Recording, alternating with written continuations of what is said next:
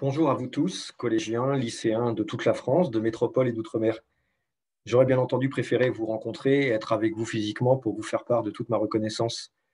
Merci d'avoir non seulement participé à ce concours vidéo du prix Éveil à la citoyenneté, mais également pour avoir pris le temps de réfléchir à la liberté d'expression, au fond sur les conditions du vivre ensemble dans la vie de tous les jours, pris le temps également de rédiger, construire votre scénario, filmer, monter ces vidéos, le temps de créer, d'innover.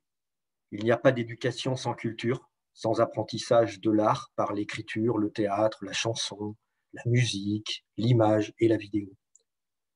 En regardant vos vidéos, nous ressentons à la fois le travail, l'effort, le plaisir que vous avez pris et que vous nous avez donné, car la culture, c'est d'abord le partage et donc le vivre ensemble.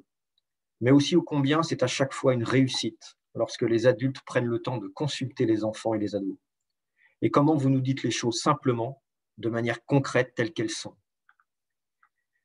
Le défenseur des enfants agit pour la défense et la promotion des droits de l'enfant.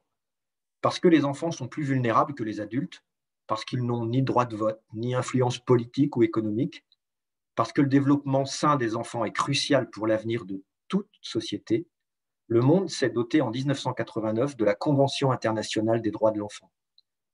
Au fond, grâce à cette convention, est reconnu pour la première fois que l'enfant devient titulaire de l'ensemble des droits de l'homme dès sa naissance. Mais petit être humain ne veut pas dire petit droit, bien au contraire. Les enfants ont des besoins spécifiques à leur âge et il dépend, l'enfant, éminemment des adultes qui l'entourent. C'est la raison pour laquelle l'intérêt supérieur de l'enfant prévaut à tous les autres intérêts, est au-dessus de tous les autres intérêts. L'article 12 de cette convention stipule le droit pour tout enfant d'exprimer librement son opinion sur toute question l'intéressant. Cette opinion doit être prise en considération en fonction de son âge, son degré de maturité, son discernement.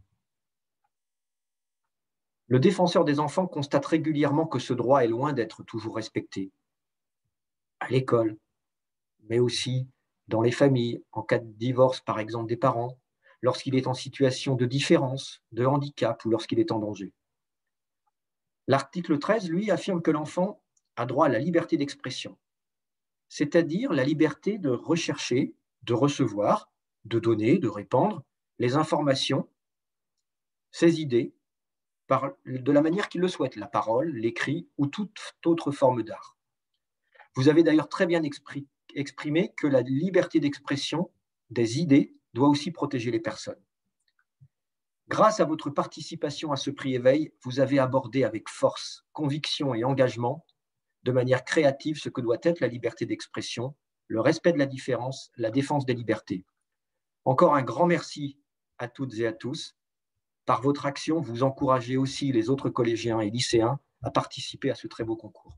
Merci.